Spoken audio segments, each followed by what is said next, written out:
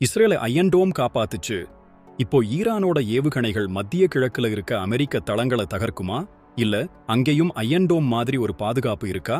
என்ன நடக்குதுன்னு பாப்போமா? ஈரான், கத்தார், ஈராக்னு பல நாடுகள்ல இருக்க அமெரிக்க ராணுவ தளங்கள் மேல ஏவுகணை தாக்குதல் நடத்தியிருக்கு.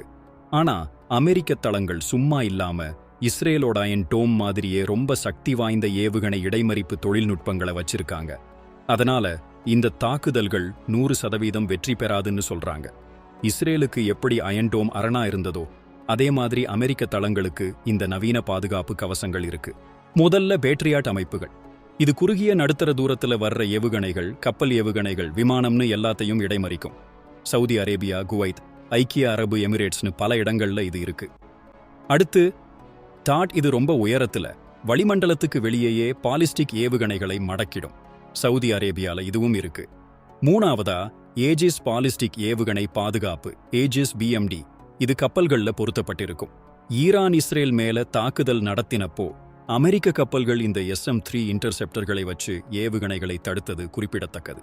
அல் உதைத் விமானப்படை தளம் கத்தார், கேம்ப் அரிப்ஜான் குவைத், பஹ்ரைன்ல அமெரிக்க கடற்படை தளம், அல் தஃப்ரா விமானப்படை தளம் UAE. இந்த இடங்கள்ல எல்லாம் அமெரிக்க ராணுவ தளங்கள் இருக்கு. இவங்களுக்கு இந்த நவீன பாதுகாப்பு கவசங்கள் அரணா இருக்கு. அப்போ ஈரான் தாக்குதல் பெரிய சேதத்தை ஏற்படுத்துமா? இல்லை அமெரிக்க தளங்கள் பாதுகாப்பாக இருக்குமா? உங்க கருத்து என்ன? கீழே கமெண்ட் பண்ணுங்க.